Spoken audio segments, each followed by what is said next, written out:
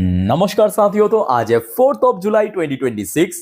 दोस्तों चलिए ज्यादा बातें ना करके सीधा टॉपिक पर चलते हैं। इस वीडियो में हम शेयर मार्केट से रिलेटेड और साथ में जियोपॉलिटिक्स से रिलेटेड कुछ अपडेट एक्सप्लेन करेंगे। चलिए एक एक करके शुरुआत करते हैं। सबसे पहले शेयर मार्केट। अच्छा, मार्केट के बारे में क्योंकि देखिए आज सैटरडे ऑब्वियसली उतना ज्यादा अपडेट नहीं आते हैं, तो दो चार अपडेट है फटाफट देखेंगे। देखिए सबसे पहले क्वांट म्यूचुअल फंड की तरफ से ये अपडेट आया कि मार्केट्स में कंसोलिडेट, मतलब आगे आने वाले टाइम पे मार्केट में भी कंसोलिडेट कर सकता है। मतलब ना बहुत ज्यादा ऊपर स्पाइक करेगा ना बहुत ज्यादा गिरावट होगा, बट एक पर्टिकुलर रेंज के अंदर कंसोलिडेट कर सकता है। साथ में क्या था कि micro small and mid cap, micro cap small cap and mid cap could lead alpha generation. Alpha generation मतलब जो कह सकते हो कि मतलब जो मेन ग्रोथ इसी पर्टिकुलर सेक्टर से आ सकता है। और ये काफी हद तक सही भी है, क्योंकि अगर आप देखेंगे 2026 में जो लार्ज कैप या ब्लू चिप सेक्टर्स में, या आप निफ्टी को ही उठाइए ना, निफ्टी में तो सारे सारे भारत की टॉप कंपनी सारे के सारे आपके ब्लू चिप है, वो कितना परसेंट मूव किया। अब ये भी आप देखिए कि माइक्रो कैप की सेक्टर या जो इंडेक्स है, स्मॉल कैप इंडेक्स है या मिड कैप इंडेक्स है, वो बहुत अच्छा मूव किया है। तो ये क्वांट म्यूचुअल फंड की तरफ से एक फोरकास्ट किया है मार्केट के बारे में। अच्छा नेक्स्ट आ जाइए, एक चार्टिस्ट है, इनका नाम है सुदीप शाह। इन्होंने कहा कि देखिए small cap index better place than Nifty. तो इनके द्वारा भी एक हिंट मिला है, मतलब इन्होंने भी एक फोरकास्ट किया है कि निफ्टी 50 से जो स्मॉल कैप इंडेक्स है वो बेटर परफॉर्म कर रहा है आज की रेट में। और साथ में इनकी तरफ से टोटल 9 शेयर को पिक किया, इस पर हम नहीं जाएंगे, ठीक है। तो ओवरऑल बात करें, ये फैक्ट है कि देखिए रिसेंटली हमने Q4 की अर्निंग्स देखा, मिड कैप स्मॉल कैप की अर्निंग काफी बेटर हो रहा है as compare to large cap and blue chip. ये आई थिंक आपने नोटिस किया होगा। और जिस वजह से जो स्मॉल कैप इंडेक्स है, मिड कैप इंडेक्स है, गिरावट के समय गिरा जरूर है, बट रिकवर के समय दुगना तिगना स्पीड में रिकवर भी कर रहा है। अच्छा दोस्तों, वैसे तो आज की डेट में मतलब पिछले कुछ महीनों की अगर हम बात करें, E20, E30, E85 जो पेट्रोल है, सरकार ने लॉन्च तो बहुत पहले ही कर दिया, इसको लेकर बहुत चर्चा हो रहा है। अब देखिए जब चर्चा हो रहा था ना, ये जो डीजल की जो कार यूजर है वो लोग बहुत खुश हो रहा था कि भाई हम लोगों को कोई परेशानी नहीं है, तुम मरो पेट्रोल वालों, ठीक है। अब सरकार ने यहाँ पे उन लोगों के लिए भी एक और बढ़िया चीज अनाउंसमेंट कर दिया। तो सरकार ने कह दिया कि हम E20 पेट्रोल तो लॉन्च कर ही दिया बहुत पहले, अब हम डीजल पर भी ऐसे मिलावट करेंगे। कैसा? 15% आइसोब्यूटानॉल हम ब्लेंड करके डीजल लॉन्च करेंगे। ठीक है, उस टाइम में डीजल डीजल जो यूजर है, मतलब जो कार वगैरह यूज करते हैं डीजल की, वो बहुत खुश हो रहा था। अभी सरकार ने, अब देखिए ये चलो मस्ती मजाक में मैं आपको थोड़ा समझाने के लिए कहा, बट एक्चुअल फैक्ट कुछ और है। एक्चुअल फैक्ट क्यों है? क्योंकि देखिए भारत की, जो आपको मैं बार बार कह रहा हूँ, क्योंकि सरकार भी कुछ चीज पे मजबूर है।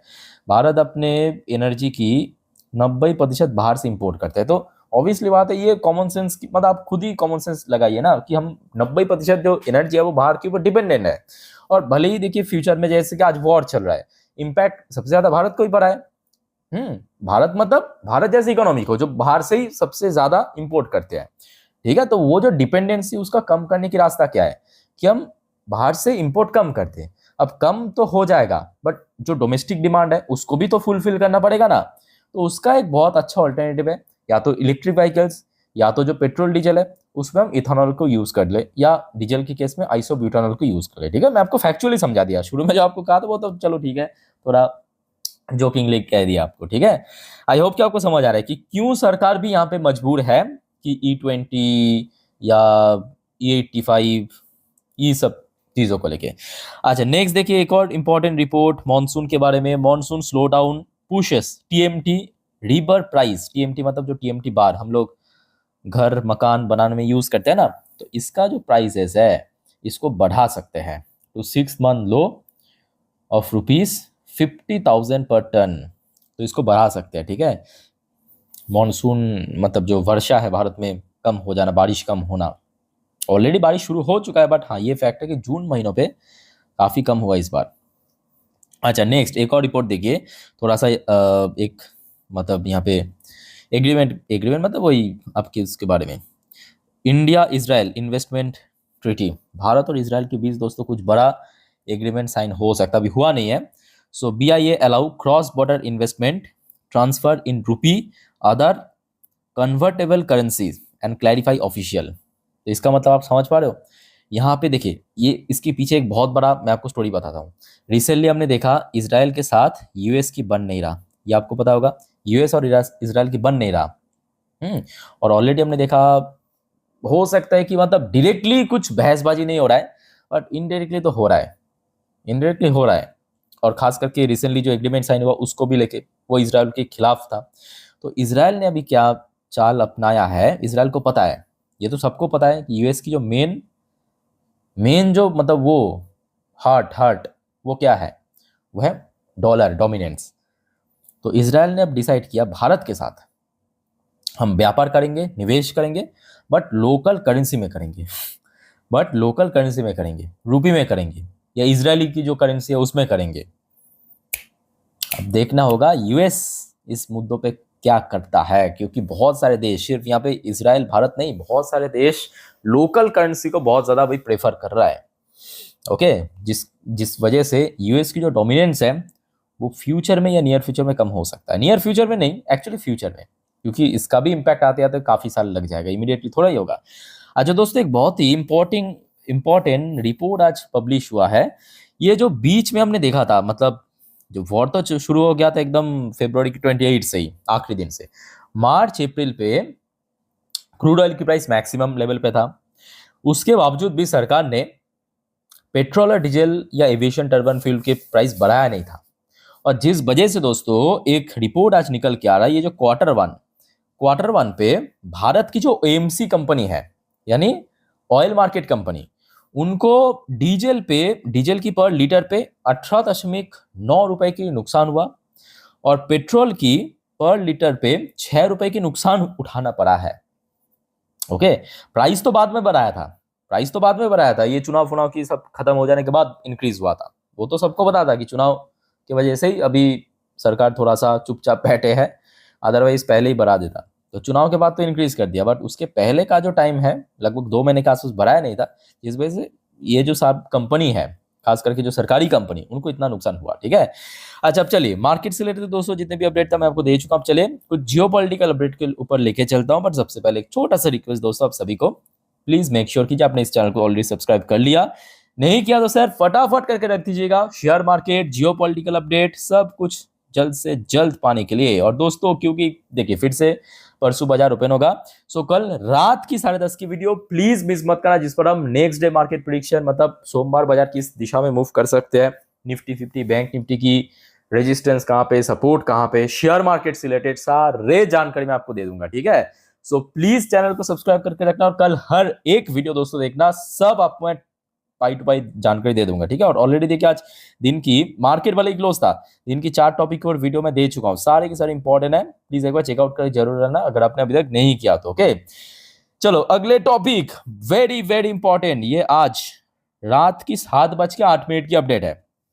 अपडेट क्या है कि देखिए स्टेट ऑफ हॉर्मुज पे, देखिए एग्रीमेंट के हिसाब से जो रिसेंटली हुआ है, स्टेट ऑफ हॉर्मुज तो ओपन होना चाहिए ना, मतलब वहां पे अभी कोई एटलीस्ट हर्डल या बाधा नहीं होना चाहिए। ठीक है, अच्छा यहां पे जो न्यूज निकल के आ रहा है कि tankers take U turn in strait of Hormuz के आसपास से जो टैंकर्स है, ऑयल टैंकर, वो यू टर्न ले रहा है, मतलब वापस मुड़ रहा है, with some taking Iran route instead.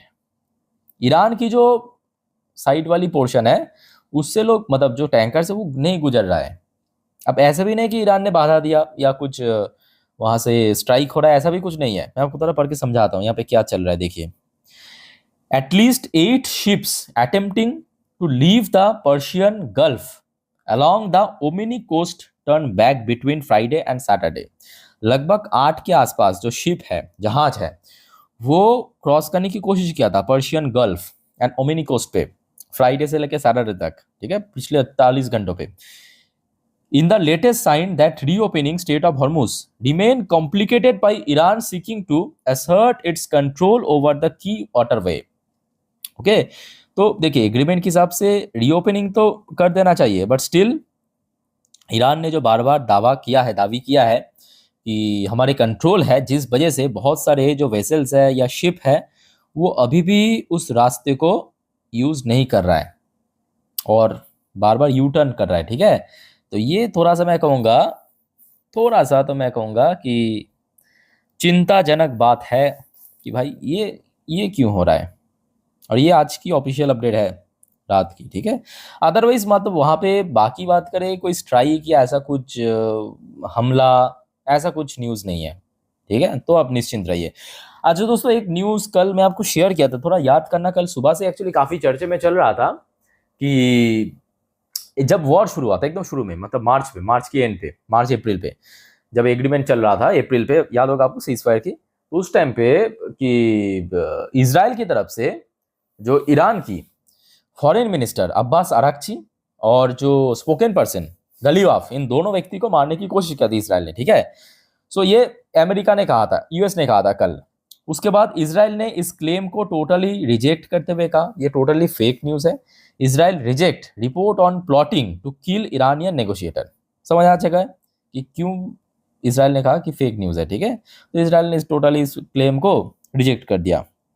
Let's see, अब हो भी सकता है, मैं कहूँगा ये इम्पॉसिबल बात नहीं है, क्योंकि इसराइल ऑलरेडी वॉर की जो फर्स्ट एंड सेकेंड मंथ पे ईरान की बहुत सारे जो टॉप लेवल के लीडर्स है, टॉप लेवल की जो चीफ है, उनको ऑलरेडी मार दिया था। सो ये मैं कहूँगा इम्पॉसिबल नहीं है, जो कल से काफ़ी चर्चे में, तब इसराइल इसको टोटली डिनाई कर दिया। अच्छा दोस्तों, एक और अपडेट आप थोड़ा ले लीजिए, अभी रिसेंटली क्या हुआ, ये भी आज रात की अपडेट है। ईरान की जो एनवॉय है, ईरान की जो एनवॉय है वो चाइना के विजिट में गए हैं, ठीक है।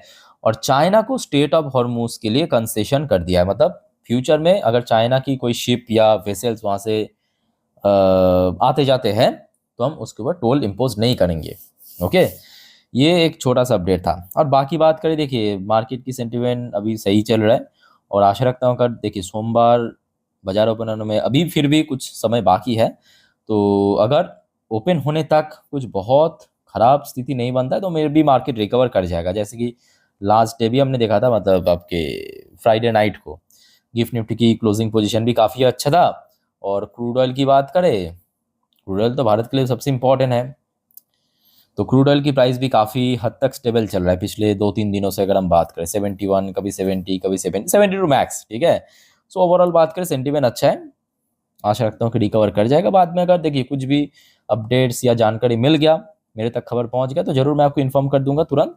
सिर्फ आप हर एक वीडियो को फॉलो जरूर करना दोस्तों, और चैनल को सब्सक्राइब करके जरूर रखना अगर आपने अभी तक नहीं किया तो। देखिए क्या है कि कभी कभी ना मुझे भी थोड़ा बुरा लगता है कि आप लोगों के लिए मेहनत से बनाता हूँ वीडियो, बहुत सारे व्यूअर्स के बाद में भूल जाते हैं सब्सक्राइब करना, ठीक है। तो प्लीज़ अभी करके रख देना।